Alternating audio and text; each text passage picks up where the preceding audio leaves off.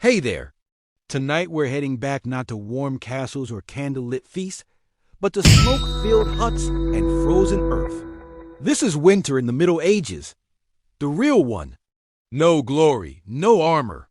Just peasants doing their best to survive months of cold hunger and silence. Snow drifted through the roof. Bread turned to stone. Wolves came closer.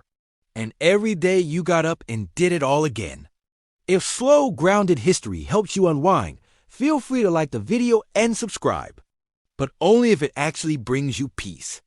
And let me know in the comments where you're listening from and what time it is for you. It's strangely comforting to know who else is out there. So dim the lights. Maybe turn on a fan for that soft background hum. Wrap yourself in something warm. And let's begin in a season that didn't just test people. It tried to end them. You don't need a calendar to know when winter's coming. You feel it in the bones first. They stiffen like yesterday's bread. Then in the sky, which goes from blue to a kind of reluctant gray. And finally, in the animals who start looking at you with quiet suspicion. As if they know something you don't, and they usually do. Autumn doesn't end. It retreats slowly. Leaves fall, sure, but it's not just that. It's the way the wind changes direction. It starts slipping through the gaps in the cottage, exploring the place like an uninvited guest. Poking around, finding where the warmth lives and evicting it. The chickens grow quieter. The dog stops barking at the wind and begins listening to it instead. That's how you know it's nearly time. The sun, when it shows up at all, feels thin, as if it's forgotten how to be warm. And everyone walks just a bit faster. Not because they're in a hurry, but because standing still hurts more now. There's no grand announcement, no snowstorm with a flourish. Winter arrives like death, quietly, and with a great deal of consequence. The first task always is denial. You pretend the cold is temporary, a chill, nothing more. You wear the same tunic you wore in October, but now with a cloak that's more whole than fabric. You tell yourself you'll mend it. You won't. Not because you're lazy, but because the needle's bent and the threads run out, and your fingers are too numb to hold either. We talk a lot about preparation, as if we were always ready. But let's be honest, most winters arrive when we're not quite finished with autumn. There's always a corner of the roof you meant to fix, or wood you meant to chop. Always something still left in the garden that didn't get dried or salted or stored in time. Still, you do what you can. You stuff straw between the gaps in the wall. You drape cloth over the doorway. You rearrange the bed so everyone sleeps a little close to the hearth. Even Uncle Gan, who smells like sheep and talks in his sleep about debts no one remembers. You don't light fires all day. That's a luxury. Wood is for evenings, for cooking, and for the hour or so when everyone pretends to be cheerful. The rest of the time, you rely on movement, layering, and the heat of several reluctant siblings pressed together under one scratchy blanket. The animals sense it too. They linger longer near the shelter. The chickens huddle. The pigs go quiet, which is deeply unsettling. The cows grow more irritable, which is to say they remain exactly the same. Outside, the ground turns to iron. The paths that were muddy last week are now treacherous. Half-frozen ruts that twist ankles and swallow boots. Water in the bucket develops a skin of ice. You break it each morning with a ladle, then curse softly as it numbs your hands. And the sky just hangs there. Low, gray, expectant, like it's waiting for something. You squint at it as if you might read it, as if clouds carry messages. They don't, but they do mean you won't see the sun again for several weeks. In town, people walk faster. They speak in shorter sentences. Jokes dry up. No one's really in the mood. Even the church sermons get a little darker. The priest reminds you that cold weather is God's way of encouraging humility. You wonder if God might try a slightly warmer lesson plan. And then finally one morning it happens. Snow, not a blizzard. Not yet. Just a dusting dot like flowers spilled across the fields. But it changes everything. The thatch turns white. The trees stiffen. Your breath comes out in little clouds. And every step outside sounds like you're stepping on old parchment. And with that snow comes the realization you're locked in now. The earth has closed up shop for the season. No more digging, no more planting. Nothing will grow. What you've already stored is all you've got. And if you didn't store enough, well, you'll learn how thin stew can really get. You begin to count things differently, not in days, but in bundles. How many bundles of firewood left? How many sacks of grain? How many turnips? How many eggs this week? Not many, as the hens stop laying when it's cold. They prefer to huddle near the fire, just like everyone else. You keep yourself busy, even if nothing feels productive. You mend clothes. You scrape pans. You stir ashes, hoping a warm coal is hiding underneath. If there's time, and there often is, you spin wool. It's not just for making cloth. It's for keeping your hand moving, your mind occupied. Too much quiet, and your thoughts start getting ideas. The animals aren't just company. They're COHEANT. The warmer ones are invited inside. Not all at once. There are boundaries, after all, but enough to turn the house into a communal stew of smells, sounds, and shared body heat. You get used to waking up with a goat breathing on your neck. Well, maybe not used to, but you stop fighting it. Evenings are the worst. The sun disappears too early, and the darkness arrives like it's angry about something. Candles are expensive. Tallow lamps are smoky. You sit near the fire if there's one going, and you listen to stories. To win, to the way the wood pops when it burns. Sometimes someone gets in their head to tell a ghost story. This always seems like a good idea until you realize you have to walk across the freezing yard to use the privy afterward. You run. You try not to trip. You definitely don't look into the shadows. And yet, winter isn't all misery. There's a rhythm to it, a kind of bitter predictability. You know the chores. You know the limits. And there's a strange camaraderie in knowing everyone else is miserable, too. You learn to find comfort in small victories. Warm feet for 5 minutes. A stew that tastes slightly less like despair. A day without wind cutting through the cracks in the wall. You celebrate quietly because the moment you laugh too loud, someone will remind you we've only just begun. Historically, we peasants didn't fare too well in winters. The Little Ice Age, starting around the 14th century, brought harsher, longer winters across Europe. Rivers froze, crops failed. In some years, the Rhine froze solid for months, and markets were held right on the ice. Yes, people shopped on frozen rivers until the ice decided otherwise. In particularly bad years like 1315 to 1317, rain ruined crops for seasons. It wasn't just cold, it was famine. Up to 30 million people affected. And when there's no food, people get imaginative. Cannibalism was whispered about infanticide too. Not dinner table conversation. But then again, we didn't always have dinner. But that's the thing about winter. It's not just about enduring the cold. It's about enduring each other. A family of 3 goats, 2 chickens, and a bucket of salted fish sharing 20 square ft of living space. That's a social experiment with no exit. You hear every cough, every complaint, every unfortunate digestive development. Privacy becomes a myth. Modesty goes out with the sunlight. You do your best not to argue, not out of patience, but because it stirs up the air and lets in more cold. And so you settle in. You shrink your world down to a few feet around the fire. You learn the weight of every blanket, the creak of every board, the rhythm of the weather. Days shorten, nights lengthen. And time starts to dissolve into a sort of frozen soup. You're not living exactly. You're enduring. And eventually, you stop asking how long winter will last. You just wake up each day and survive that one. If you're lucky, the firewood holds out. If you're very lucky, the roof does. Because in a medieval winter, the cold doesn't knock. It lets itself in and stays a while. And tomorrow, it starts again. Winter doesn't just try to kill you with cold. It kills you with chores.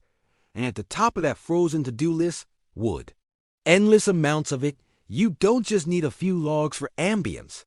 You need firewood like your life depends on it, because it does. Everything revolves around fire. It cooks your food, warms your bones, dries your socks, scares off rats, and makes the house only mostly uninhabitable. Without it, you're not a peasant. You're a popsicle with taxes. But fire doesn't magically appear. It takes wood, lots of it, cut, carried, chopped, stacked, and cursed out. Gathering firewood is the medieval equivalent of having a second full-time job. Except this one pays in back pain and frostbite. There's no chainsaw, no gas-powered anything, just an axe that's been in the family so long you're not sure if it's a tool or an heirloom. The handle's cracked, the blade is blunt. But it's still better than using your hands, which, let's face it, you probably will anyway once the axe gets stuck in the third log. You start in autumn. Of course, everyone says that.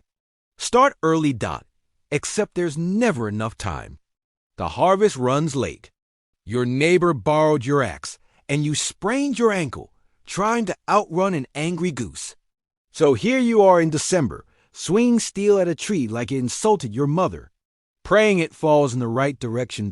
And trees don't cooperate. They're heavy, unpredictable, and covered in snow. You cut one down only to realize you still have to chop it, carry it, and stack it. Repeat 50 times. If you're lucky, your back just hurts. If you're not, the tree lands on you and you become a cautionary tale. Once the wood is chopped, it needs to dry. That takes months. So you burn it wet, which means it smokes, hisses, and barely burns at all. Congratulations. You've just turned your home into a tepid, smoky nightmare. Hope you weren't planning to breathe properly this winter. The rich, of course, have options. They hire people. They send servants into the woods while they sip wine in front of a roaring half. You are the servant, and your half is mostly a pile of wet twigs trying their best. Legally, you're not even allowed to gather wood in some places. Forests belong to lords. And if you're caught collecting kindling on noble land, the punishment ranges from fines to beatings. To occasionally be made an example of for picking up sticks. Yes, really. That's why many peasants turn to alternatives. Things like peat, dried animal dung, or bundles of brush. These technically burn in the same way that technically soup counts as a meal. Peat gives off heat, but it also gives off a smell like wet ashes and regret. Dung burns surprisingly well, but let's not pretend anyone's happy about it. Still, you use what you have. You gather dried cow patties with frozen hands and pretend you're not inhaling memories of last summer's pasture. The good news, it's free. The bad news, your cottage now smells like a campfire held inside a barn. Stacking firewood is an art. Too tight and it molds. Too loose and it falls over and breaks your toe. So you build a neat pile against the wall of your house. Wrap it with whatever canvas you can steal from your cousin and hope it doesn't collapse under snow. It will. And you never have enough. That's the golden rule. Doesn't matter how much wood you cut, it's never enough. By February, you're down to burning fence posts, old furniture, or anything that vaguely resembles timber. There's no sentimentality. If it catches fire, it's fuel. You dream of firewood. You count logs instead of sheep. You have actual arguments over who burned the good stick too early. You ration embers. You hoard coals like they're treasure. If you manage to find a particularly dry branch under the snow, you bring it home like a war trophy. Sleeping in winter is a gamble. If the fire dies out, the temperature inside drops to hope you wrote a will. You tuck in close under layers of blankets, furs, and other humans. Not because you like them, but because survival beats personal space. In some homes, livestock sleep inside too. Not out of kindness, out of necessity. Chickens provide eggs and ambient warmth. Pigs are radiators with hooves. Cows are basically space heaters that moo. It's not cozy. It's crowded, noisy, and smells like a petting zoo collapsed into a soup kitchen. But it's marginally better than freezing to death. Historically, peasants didn't just rely on personal effort. Communities often worked together to chop and haul wood. It was less about bonding and more about shared suffering. Everyone had blisters. Everyone was freezing. Everyone was equally miserable, which made it slightly easier to endure. In some regions, people used wood-saving tricks. Clay ovens were shared. Communal fires were maintained all day. You'd take turns baking bread in the village oven, all while pretending not to notice how warm Annis's house always seemed to be. Suspiciously warm, in fact. Women and children gathered kindling. Not because it was easier, but because that's just how the labor got divided. If you were small and had fingers, you were sent to the woods with a basket and told not to come back empty. What you returned with might have been twigs, might have been pine cones. Either way, you contributed. And then there's chopping itself, a deeply medieval kind of misery. Your gloves, if you have them, are soaked through in minutes. Your fingers go numb. The axe slips. The wood splits wrong. Something hits your shin. You yell, not because it helps, but because that's all you've got left. By midwinter, the ground's too hard to chop into. Your hands have more splinters than skin. You still haven't figured out where half your wood pile disappeared to. Spoiler, your neighbor borrowed it again. And yet, you keep going because fire is non-negotiable. It's warmth. It's food. It's the difference between making it to spring or becoming the reason your cottage smells even worse. When you sit by the fire at night, tired, sore, and lightly smoked, you feel something like peace. Not comfort, just the absence of immediate doom, which in the Middle Ages is as close as you're going to get. Of course, some winters are worse than others. You remember the bad ones by name. The winter of 43 when the roof collapsed, or the long freeze when the river turned to stone and everyone tried. Ice skating in wooden shoes. Some didn't make it. A few froze. A few just left and never came back. You stop asking questions after a while. The firewood dwindles. The wind whistles. You find yourself eyeing furniture a little differently. That stool you never liked suddenly looks flammable. Sentiment gives way to survival. If it burns, it's valuable. Eventually, the fall comes. The snow retreats like a tired thief. The mud returns. Your boots vanish somewhere in it, but you made it. You survived another medieval winter without running out of wood, without freezing to death, and without strangling your cousin for stealing your best log. That's the victory. No medals, no parade. Just frostbitten fingers, permanent smoke smell, and a deeply satisfying knowledge that you're not a popsicle. Not this year anyway. And the next morning you do it all over again. Because even as spring edges closer, the cold lingers, the chores never stop. And the fire, that fickle flickering little god, always wants more. More wood, more sweat, more of you, and you give it. Because in the end, it's not about comfort. It's about survival. One splinter at a time. And tomorrow, same routine. Chop, stack, burn, freeze, repeat. You don't beat winter. You survive it. And if you're lucky, next year's axe won't break before your spirit does. Because in the end, winter doesn't care how tired you are. The logs won't chop themselves. The fire won't feed itself. And warmth, that rare fleeting thing, has to be earned every single day. You don't need a calendar to know it's winter. Your stomach tells you first, loudly, repeatedly. It's not hunger in the modern sense. That gentle rumble that reminds you to check the fridge. It's deeper, angrier. The kind of emptiness that makes you stare at bark and wonder, could I stew that? Food in a medieval winter is like firewood, always running out, never easy to get, and guaranteed to cause arguments. You don't plan meals, you ration them, you stretch them. You look at 3 shriveled turnips and call it a feast. You start with what you've stored. Grains, mostly barley, rye, oats, wheat if you're rich, or stealing from someone who is. You keep them in sacks, barrels, or anything that keeps out rats, which is nothing. The rats always find a way. They're like furry tax collectors with teeth. Most of your meals revolve around pottage, the medieval mystery stew. It's not so much a recipe as a lifelong experiment. You throw in whatever's edible and hope it doesn't kill you. Root vegetables, dried beans, wilted greens, Maybe a strip of dried pork if you've got royal connections or a generous neighbor. It simmers for days, sometimes weeks. New ingredients are just added to the pot. Old ones never quite leave. It tastes like boiled earth with a hint of onion and regret. You eat it anyway, every day. Twice a day if you're lucky, not because you like it, but because it's there. And in winter, that's enough.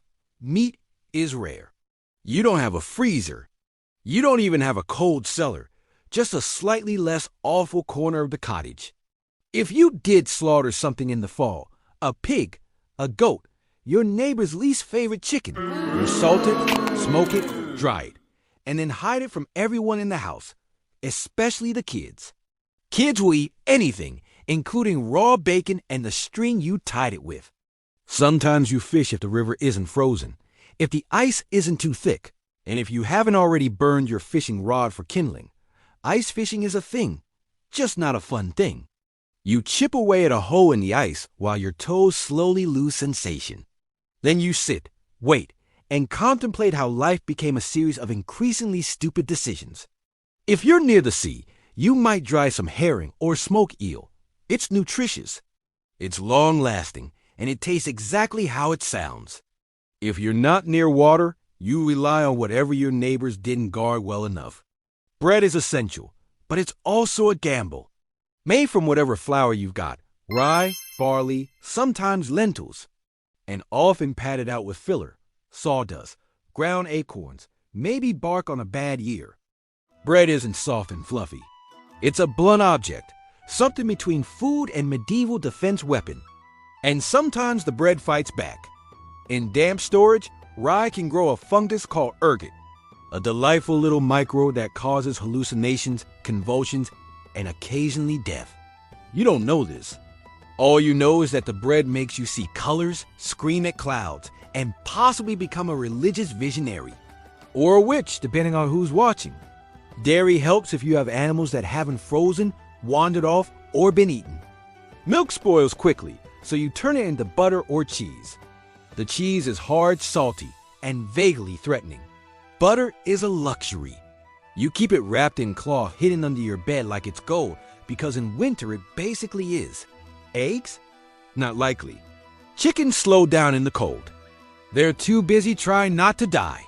You might get one a week, maybe two if you speak nicely to the hens and threaten the rooster. That egg goes in the pottage, or you stare at it long enough to get full from imagination. Fresh fruits and vegetables? That's adorable. No apples, no greens.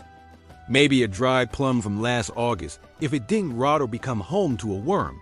Most vitamin C comes from sour cabbage or fermented turnip, lovingly described as crunchy disappointment in vinegar. It keeps scurvy away, but also friends. Preservation is everything. You salt, smoke, pickle, and dry anything that once moved, grew, or was near something that did. You make jams from berries if you manage to find them, and didn't eat them all in a sugar-starved frenzy last summer. You hang herbs from the ceiling until they drop into the soup one by one like leafy confetti. Nothing is wasted. Bones are boiled twice. The fat is saved. Even the ashes from the fire end up in soap or used to scrub pots. If someone throws away food, you question their sanity. Or you marry them because clearly they're wealthy enough to waste things. And then there's hunger itself.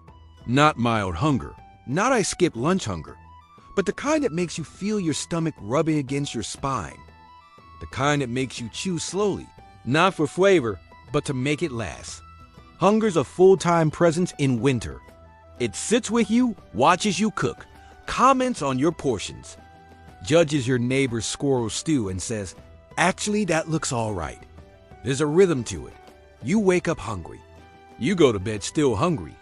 You learn to live with the gnawing feeling, like a mouse chewing inside your belly. Eventually, you stop noticing until you smell stew from a neighbor's hut and immediately consider selling a sibling. Even the better-off peasants don't eat well. They just eat slightly more of the same bland, mealy disappointment. Occasionally, someone manages a real treat. Honeycomb, fresh apple slices, a slice of salted beef the size of a coin. It's a celebration, not for the flavor, but for the reminder that life isn't always awful. And then come the lean years, the bad harvest, the crop failures. You remember the winter of 1316, or at least the stories. Heavy rains drowned the fields. Rot set in. Grain yields collapsed. Livestock starved. Entire villages went hungry. They call it the Great Famine, not for dramatic flair, but because it really was that bad. Some people ate roots. Some ate moss. Some, well, let's just say medieval cookbooks don't list stewed shoe leather for nothing. Monks kept records, blessed them. They wrote about entire families vanishing, about parents choosing which child got the last crust, about people found dead in snowdrifts, clutching turnips like treasure. It's not folklore. It's the forgotten footnotes of history. And when you do find food, the fire's gone out. So you eat cold stew by candlelight, huddled under a fir. It still smells like the animal it came from. And you're grateful because at least it's food. At least you get to chew something that isn't your own lip. Meals are short. The hunger is long. You scrape your bowl clean, not out of manners, but because you need every crumb, you lick your fingers. You scrape the pot. You consider eating the pot, then remember it's your only one. Your body changes. You move slower. You lose weight. You don't call it dieting. You call it still alive, and yet you keep going, because hunger is a fact, not a crisis. You don't expect to feel full. You just hope not to feel worse. That's winter. Not a battle, but a negotiation between you, your pantry, and the number of meals until April. There's no holiday feast unless you're lucky or well-connected. Maybe you save a sausage for Christmas. Maybe a neighbor shares a pie made with mystery meat and courage. You don't ask questions. You eat, you smile, and you try not to cry when it's gone in 3 bites. Even the celebration foods are practical. Spiced ale if you can afford spices. Nutcakes if anyone had nuts. Pies filled with dried fruit soaked in syrup and desperation. They're more ritual than indulgence, a way to remind yourself that joy exists. Even if it's crusted in soup and shared with a dozen shivering relatives. So, what did you eat in a medieval winter? Anything that wouldn't eat you first. Anything you could preserve, hide, or boil until it stopped arguing. You didn't dine. You survived. Because in the end, hunger wears a wool coat. It wraps around you. It stays close. It whispers in your ear. And when spring finally arrives, the first green shoot you see, you don't admire it. You bite it. Your home in the Middle Ages is not a refuge. Is not a sanctuary. It is not, by any modern standard, a building. It's more like a wooden suggestion of shelter, loosely stapled to a dirt floor, held together by good intentions, dried mud, and the unspoken agreement that nobody sneezes too hard. Let's start with the walls. Wattle and daub, if you're lucky. That's woven wooden strips covered in mud, straw, and whatever else was lying around. Cow dung, hair, gossip. You pack it all together and pray it hardens before the next storm hits. Spoiler, it doesn't. On a good day, the wind whistles through the cracks. On a bad day, the wind howls through like it owns the place and wants rent. There is no insulation. There is no ceiling. There's just the outside and slightly less outside. Your roof is thatched, of course, which sounds quaint until you realize it's just dried plant matter, arranged in a vaguely triangular shape. It leaks constantly. Rain comes in, snow piles up, birds nest in it. Mice move in and start charging rent. If you're lucky, it only partially collapses during the storm. If you're not, you wake up with your ceiling in your lap and a chicken on your face. The floor, dirt, just dirt. If it's muddy, you wait. If it's frozen, you slip. If it's dry, it turns to dust and gets into everything. Your lungs, your eyes, your soup. You try throwing down straw to soften it, which lasts approximately 6 hours before turning into a trampled, moldy paste that smells like feet in despair. Windows? Don't be silly. Glass is for churches and rich people. You have holes. If you're feeling fancy, maybe you stretch some oil parchment over the opening. It lets in light, and also every draft between now and Easter curtains? No, cloth is too valuable to waste on luxuries like privacy. Doors barely latch, hinges groan like wounded animals. You can barricade it with a log, or if you're short on logs because you've already burned them for heat. Maybe just hope the wind isn't in a mischievous mood. Fireplaces are central, but not in a cozy way. There's a fire pit in the middle of the room. No chimney, just a hole in the roof dot, so the smoke rises slowly, filling your home with a lovely gray fog that coats your walls, your lungs. And any hope you had of clear breathing until spring. You don't smell the smoke after a while. You are the smoke. Now, let's talk furniture. You don't have much. A wooden bench, maybe a stool. A table if you're living the high life. Beds are shared with your spouse, your children, and occasionally livestock. The mattress is straw stuffed into a sack, which sounds fine until you remember that straw doesn't stay fluffy. It compresses, molds, and invites bugs. Your pillow is another sack. If you're lucky, it's full of feathers.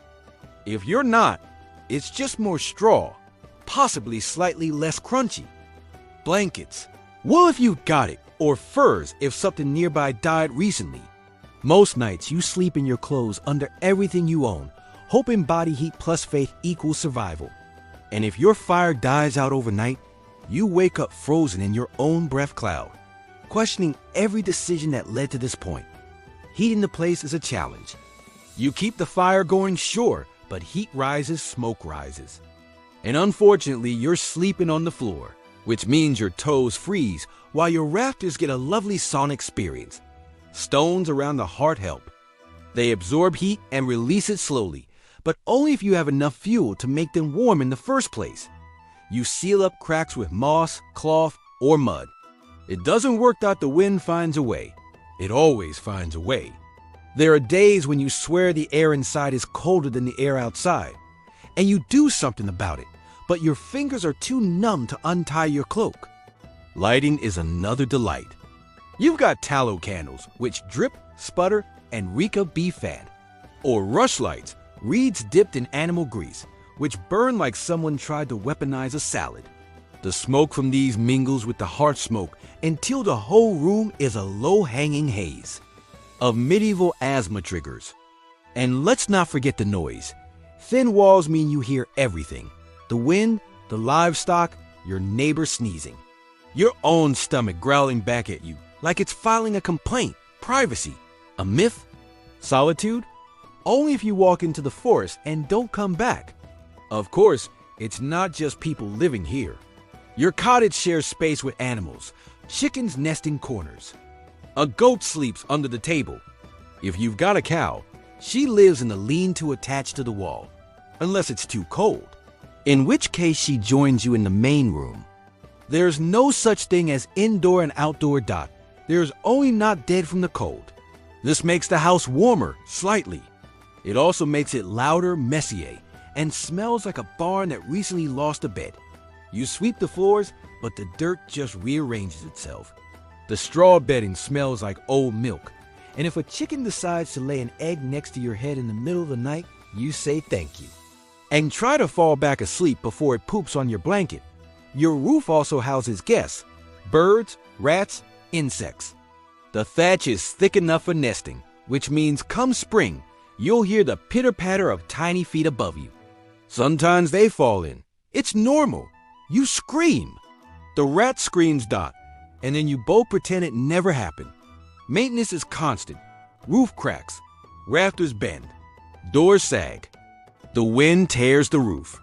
You fix what you can with what you have, which is string, hope, and a very dull knife. You can't afford nails. You wedge things into place. You hammer wood together using a rock and a prayer. And if it's raining and the roof's leaking, you don't grab a bucket. You grab all the buckets. You position them around the house like you're trying to win a very sad game of splash chess. You learn which spots drip first. You name them. You curse them. You learn to sleep around them. It's not all doom. There are warm moments. The fire catches well. Someone shares a fur. A draft stops for no reason. You convince yourself it's your craftsmanship. You huddle close to your family and pretend the smell is comforting. That it's not. But it is familiar. Still, you endure it. Because this isn't just a pile of timber and bad smells. It's home. It's where you were born, where your children were born, and where someone probably died last week. You patch it, you sweep it, you whisper to it in winter, like it's a sick relative. Just hold on a little longer. You don't compare it catalog. You compare it to not freezing to death. And by that measure, it's doing fine. Some wealthier peasants whitewash the walls. Not for luxury, for lice. The lime kills bugs. A fresh coat every year keeps the walls bright and the infestations mostly cosmetic. You think about doing it. You even collect the lime. But then the firewood runs out again. You hang herbs to make the air smell nicer. They dry out, crumble, fall into your soup. You eat them anyway. The taste is weird, but you tell yourself it's seasoning. It's not. And every so often, you dream of a second room, of a wooden floor, of a roof that doesn't make you flinch every time a breeze picks up. You don't expect it. You just let the thought sit with you. While you stitch another patch into the wall and listen to the rain come through the ceiling. Because in the end, your house isn't warm or dry or peaceful, but it's still standing. And in a medieval winter, that's about as close to luxury as you're ever going to get. It's dawn or close enough. There's a faint light outside that might be the sun or just the moon giving up. Either way, it's time to get up. Not because you're rested. You're not. Not because you're excited. You're definitely not. But because your life depends on getting things done before frostbite, famine, or your neighbor's goat beats you to the water source. There's no weekend. There's no me time. There's barely enough time to scrape the frost off your eyebrows. Every day is a repeat of the last. Gather, mend, feed, carry, boil, patch, repeat. Winter in medieval Europe is a season-long to-do list written in mud, smoke, and fatigue. First job, get the fire going. You hope the embers survive the night. If not, you're back to flint and steel, hunched over kindling with frozen fingers. And breath so visible, it could be mistaken for a ghost. Wood is precious. You use it sparingly. A good fire means warmth, food, light, and life. A bad one means all of the above slowly slip away while you pretend you're not crying from smoke. Once the fire's going, or at least coughing along like an asthmatic squirrel, it's time for water. The bucket is heavy, the stream is half frozen, and the path is icy enough to host the worst Olympics event in history. Peasant figure skating. You fall, you spill, you curse the ice, the bucket, and the cruel joke that is winter. Then you do it again, because water doesn't fetch itself. Back home, you boil it. Not because you're a health nut, but because it might kill you otherwise. Every sip is a gamble. Boiling water is also how you warm your hands, steam the hut. And delay feeling like a medieval failure for 10 more minutes. Next, animals. They need feeding before you do. Chickens are annoyed. Pigs are loud. The cow is judging you. You scrape together old hay, kitchen scraps, and whatever hasn't frozen solid. You check the coop for eggs. There aren't any, again. The rooster, however, has plenty of opinions. If it snowed overnight, you clear the path to the door. Not because it's tidy, but because falling into a snowdrift while holding a bucket of pig slop is the kind of memory that sticks. You shovel with a flat plank, your hands wrapped in rags, and mutter things that will get you excommunicated if anyone heard. With the animals fed and your fingers halfway thawed, it's time for breakfast, if you can call it that. Yesterday's pottage reheated with today's regrets. Maybe some crusty bread. Maybe not. If someone remembered to scrape the pot clean last night, you're scraping the scrapings. No one complains. Complaining takes energy. Then it's time for the real work. If you're a man, it's chores in the fields, forest, or forge. If you're a woman, it's everything else. Spinning wool, mending clothes, making food, cleaning soot, hauling water, stirring the pot, and somehow keeping 6 children alive while pretending your hands aren't frozen into claw shapes. Repairing the roof? That's your job. Fetching firewood, also your job. Making sure the goat doesn't freeze, escape, or explode, still your job. There are no task lists, just a rolling stream of crises that need solving before nightfall. Laundry is once a week, and it's its own form of purgatory. You drag clothes to the river, break through the ice, and scrub with a mix of ash and lye until your knuckles bleed. And your soul leaves your body. Rinse, freeze, repeat. Cooking is a game of improvisation and lowered expectations. You stir the same pot you used yesterday, skimming the surface for mold and adding more water. Maybe some herbs, maybe a pebble for texture. You serve it hot and call it soup. Afternoons are for fixing things, tools, fences, relationships strained by arguments over who ate the last turnip. You sharpen blades with a whetstone older than your grandfather who died falling off the same ladder you now use to patch the ceiling. Children help in theory, mostly getting underfoot, but even toddlers are handed tasks. Holding yarn, scaring crows, carrying small bundles of kindling, they work because they have to.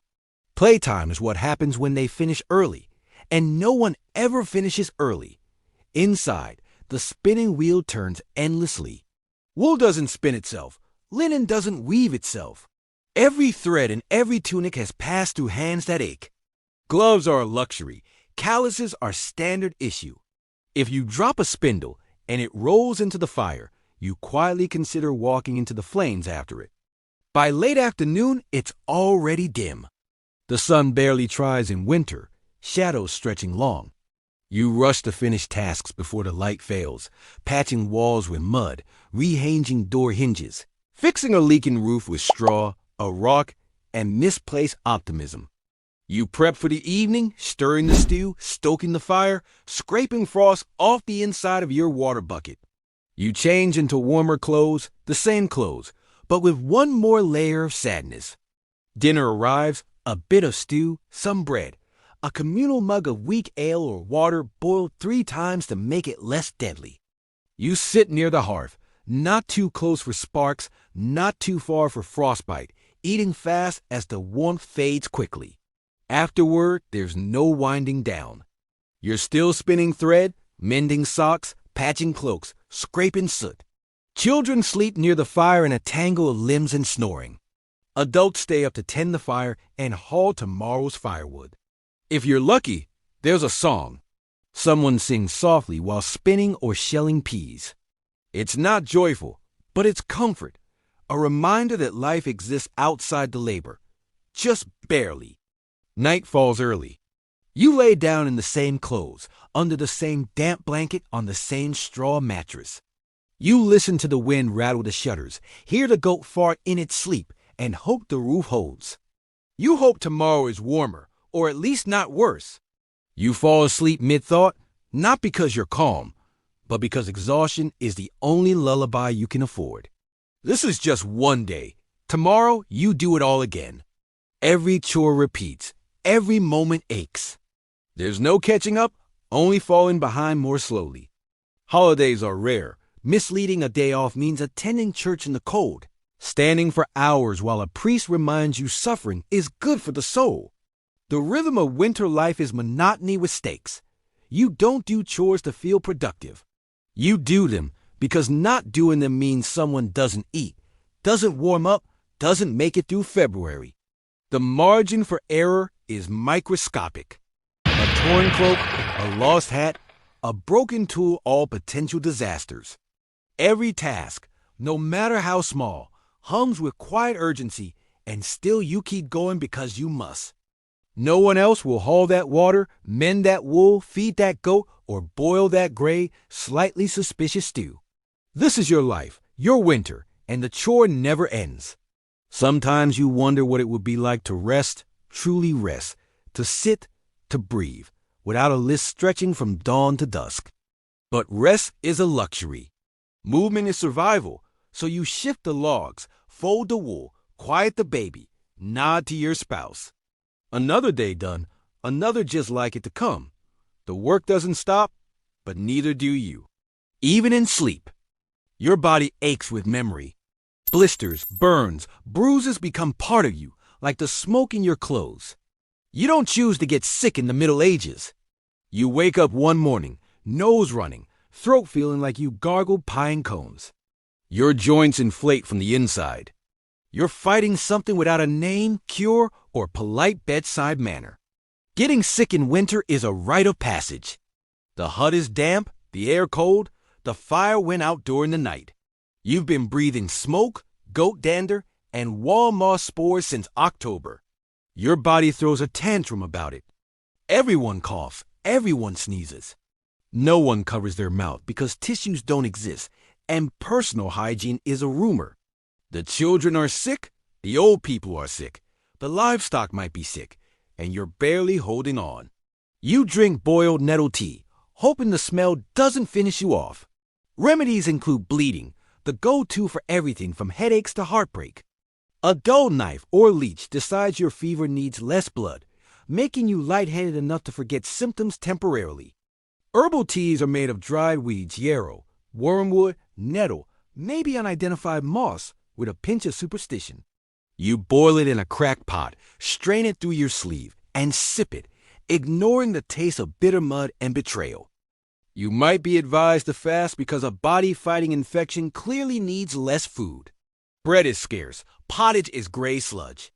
Fasting for spiritual purification is just code for rationing when the pantry looks haunted. Other cures include steam inhalation from the soup pot, long prayers, or applying hot coals near the skin to draw out poison, which works as well as it sounds.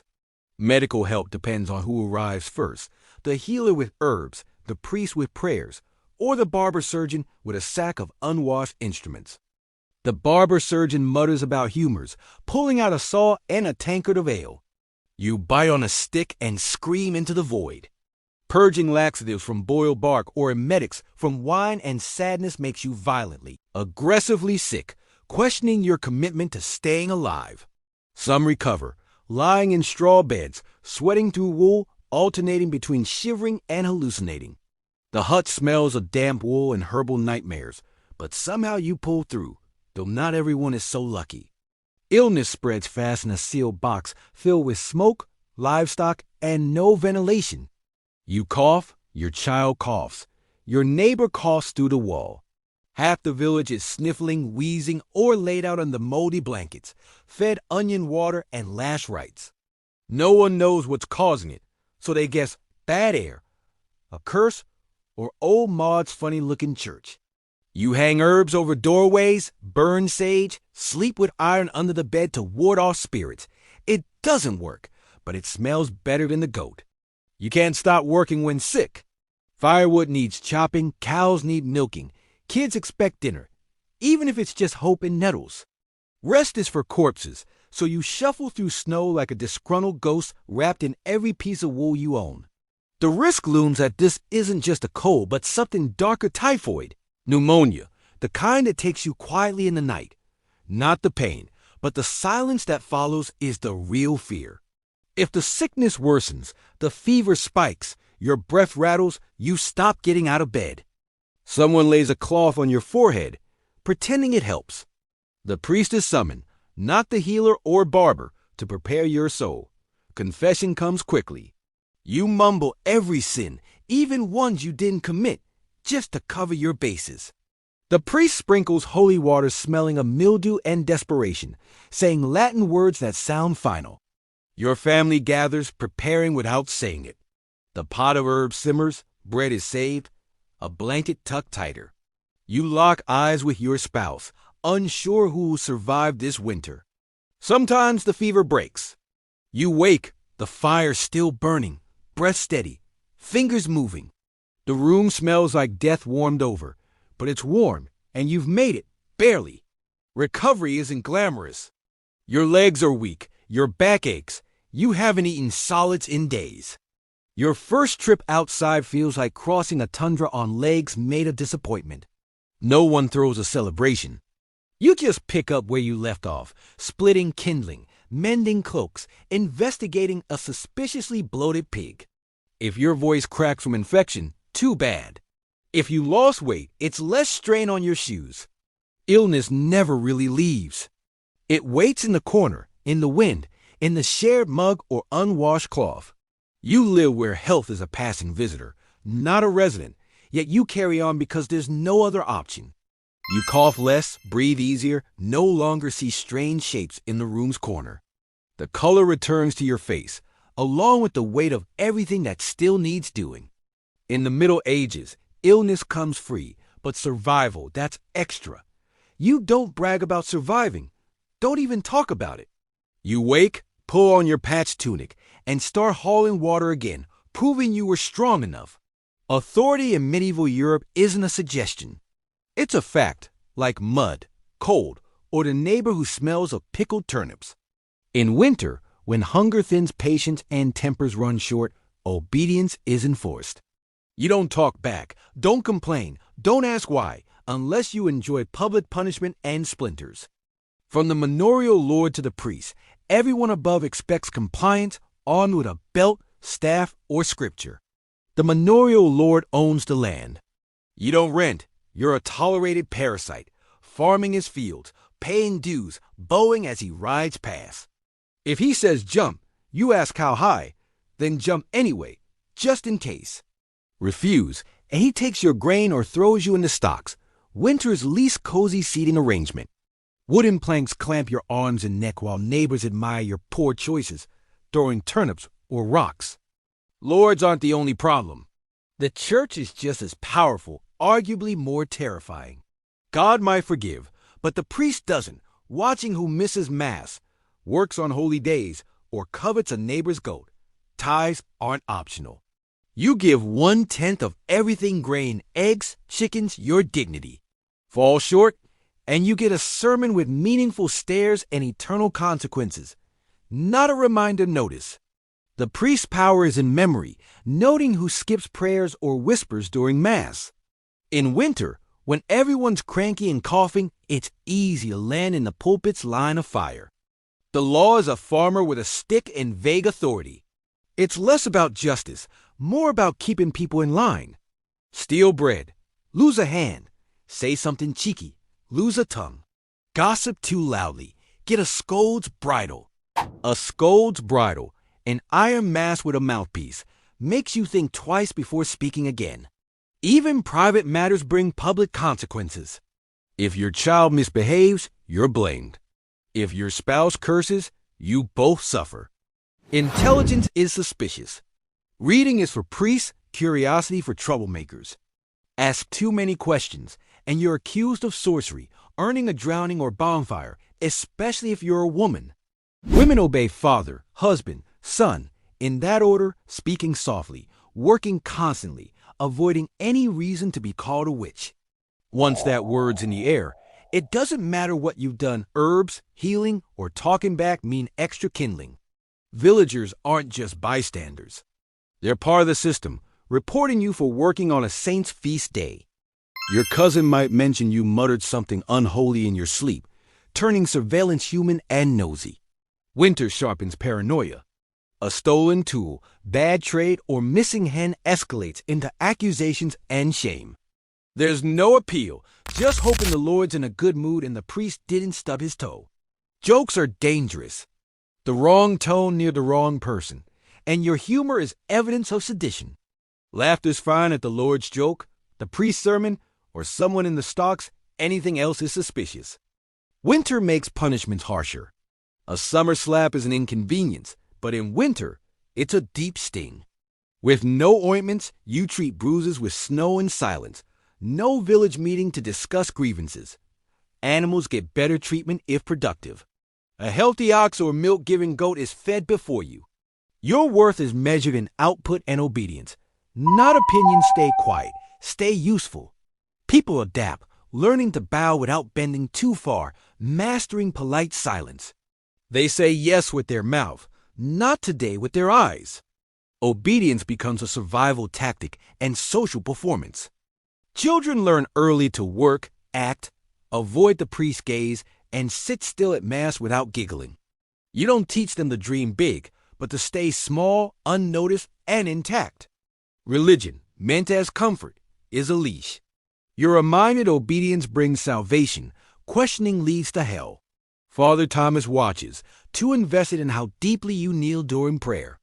At night, The village is quiet, not peaceful, just heavy. You listen to the fire crackle, wind moan, footsteps trudging from the tavern. Wrapped in wool and fear, you think how obedience kept you alive today. Tomorrow you'll obey again, not because you believe in the system, but because survival demands it. In winter, questioning authority isn't rebellious, it's suicidal, so you pull on your boots and keep moving. Even thoughts aren't your own. You shape them carefully, tuck them behind your eyes. Thinking freely feels like a dangerous luxury in a world built on obedience. You're not alone, not in a comforting sense, but in the whispered warning when something howls and the door isn't shut right. In medieval winter, you're surrounded by things wanting your food, warmth, or face. Wolves are the obvious concern. By December, they're starving. By January, bold, prowling near your chimney smoke. They smell meat, fear you, watching when you fetch firewood or empty the slop bucket. Wolves rarely attack outright, but you've heard stories of them waiting until you slip, lantern out, boot caught in a snowdrift. Then it's over fast or not fast at all. Smaller predators, like rats, are sneakier, already inside, tucked behind barley sacks, nibbling grain, soap, leather. They chew shoes, belts, book bindings. When food's low, they test what you'll kill for dinner. Cats help if you have them. A good mouser is worth more than a child, lording over the cottage like a monarch.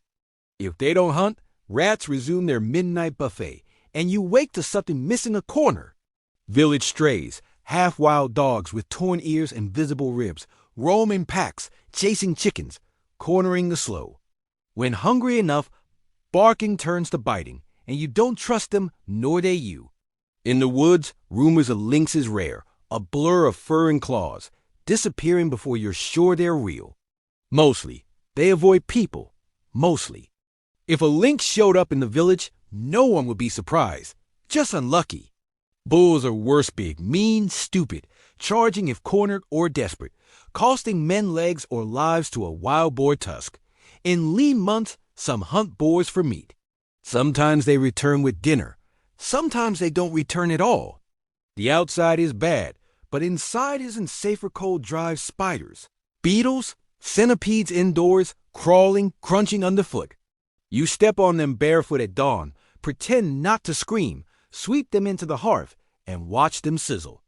Then you stir your soup like nothing happened, guarding dried meat, apples, cheese, or salted fish like treasure.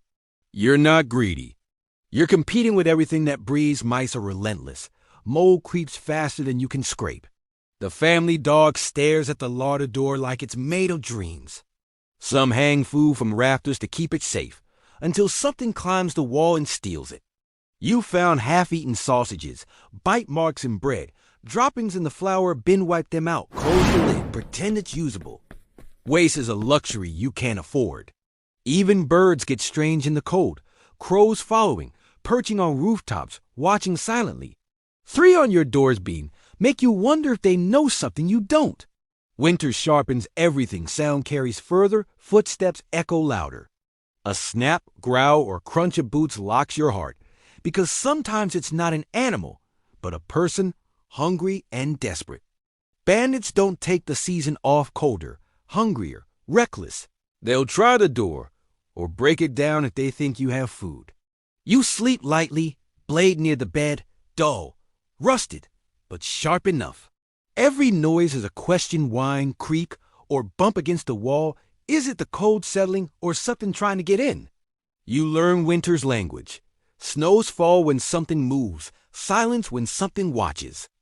You count food in days, not weight, tuck hands under arms to avoid frostbite, which doesn't ask permission. Predators don't knock. They arrive, teeth bared, claws out, cold as the season itself. The church preaches God watches over you, but he doesn't patrol your chicken coop or chase rats from the cellar. You check locks, double knot ropes, keep the fire low, knife reachable, sleeping half ready. Mornings you check for tracks, not curiosity but necessity. A single paw print means something visited, maybe scouting. You shovel snow from the path to erase evidence, making your home less tempting. Some hang charms, bone, wood, dried herbs for protection against animals, spirits, sour luck. No one dares remove them, though whether they work is anyone's guess. Dreams turn strange teeth, eyes, heavy footsteps. You wake sweating, breath fogging, listening just in case. Winter tests your sanity, frays nerves, sleep, safety. Every howl reminds you you're not top of the food chain. You carry on, eyes open, doors shut tight. Staying warm is half the battle. The rest is ensuring nothing eats you before spring. If something's hungry enough, it won't care if you've prayed or hidden, it'll come. When food's gone, toes numb, roof leaking, you turn to God, or rather, the medieval church salvation or another mouth demanding something. Religion isn't optional. It's oxygen, filling every hour, especially in winter when death feels close. You don't just believe in God. You structure life around Him, watching unimpressed. The church offers comfort, but rigid rules: attend Mass, fast, confess, or face social, not just spiritual, consequences. The church is no haven: stone walls, dirt floors, drafts aiming at your spine. You huddle, shivering quietly, while the priest drones Latin you don't understand, nodding for obedience, not comprehension. Mass doesn't pause for weather. Cross-frozen rivers bring coughing children, because missing is noted by priests, neighbors, the unblinking woman in the front pew. Tithing takes 10% of everything, even if you're living on turnip broth. Religion is survival theater. You pray for warmth, food, health, patience with in-laws after months snowed in. Every problem has a saint-sick cow, frozen fingers, lost axe, or just barely holding it together. Relics, bones, teeth, cross splinters are kissed after trudging through snow, not for theology, but desperation. Miracles might heal your baby or unfoam your pig, or it's your fault for weak faith. Confession is a winter ritual. You kneel frozen, whispering sins to a priest who's heard worse adultery, theft, accidental baking on a fast day. You get penance, feel lighter, until guilt creeps back. Fasting Advent, Lent, Saint days means no meat, eggs, dairy, when you haven't tasted meat in a month. You huddle over mold-free stew, call it holy sacrifice, never questioning. As the church owns land, calendars, and your eternity, the church promises suffering now for reward later. Slip up, and it's eternal fire, not metaphorical, but shrieking forever. Weather itself preaches storms or warnings, mild days mercy, frozen crops someone's sin, though whose is unclear. Villages turn into moral pressure cookers. Neighbors watch the widow muttering during Mass, the man skipping Vespers, the child asking too many questions. Any could be blamed for frozen goats, as gossip spread like frost, blurring spiritual and social punishment. You'd hear whispers, "She doesn't kneel properly," or "I saw him work on the Sabbath," landing you in a prayer circle or accusation. While freezing, trying to be good, the priest lived warmer, with wine, a private chamber, maybe a feather pillow. He reminded you suffering was God's plan, convenient for Him, less for you, but you listened. Hope, however dim, was the church's best trade in a world where a cough could kill or a roof could collapse. Heaven offered cruel comfort: golden streets, warm light, no frostbite, no rats, if this life was mud, hunger, cold. You held that vision, not because it made sense, but because otherwise you survived just to suffer. You carved crosses into beams, whispered rosaries, tied saints' charms to belts for safety, sleep, survival. Every ritual was rebellion against despair, a plea to stay in God's graces until spring. When someone died, often in winter, the church guided their rest, or tried. Frozen ground meant shallow graves or bodies kept in barns. The priest muttered Latin over frost-covered shrouds, incense freezing mid-swing as you buried with numb faces. Sometimes bodies stayed in the house, a makeshift service held beside the wrapped form. Praying wolves wouldn't come before morning. The church called death a passage, temporary pain if you believed and obeyed. In the coldest church, breath fogging the hymnal, you confessed sins for control, prayed to a saint you barely remembered. Faith wasn't just salvation. It was survival, a quiet hope someone was listening. Winter's lie is that it ends in March, spring arriving with flowers, birds, golden sun. In the Middle Ages, winter ignored calendars. March as cruel as January, snow falling, ice clinging, wind howling. Mud replaced snow, but life didn't ease. Boots got heavier, spring a rumor, hope a dangerous luxury. By the time snow melted, winter had starved, frozen, or broken bones, tools, spirits. Some families emerged thinner, some not at all. You find silent homes, cold chimneys, no footprints. The old man's cough, the woman giving her bread away, the child fading in February gone. Funerals were quiet if held. Hard earth meant bodies waited in barns, smelled before seen. You didn't celebrate survival, just stared at dirt, hoping it would give back food, hope, reason. Spring was a muddy crawl from the grave, not joyful rebirth. You were quieter, thinner, laughed less, trusted less. You saw hunger's work, cold's theft, desperation's transformations in flinches and hoarded crumbs. Hunger lingered past winter. Empty stores, thin livestock, nothing growing yet. You boiled roots, baked rock-hard bread, hoped for rain, not frost, while pretending you weren't still grieving. Winter broke tools, rotted thatch, collapsed sheds. Spring meant fixing fences, roofs, wheels, muscles. You planted with cracked fingers, hoed while coughing, worked through dreams of being chased by something with your brother's face. Records spoke in silent parish logs, listed burials, not causes.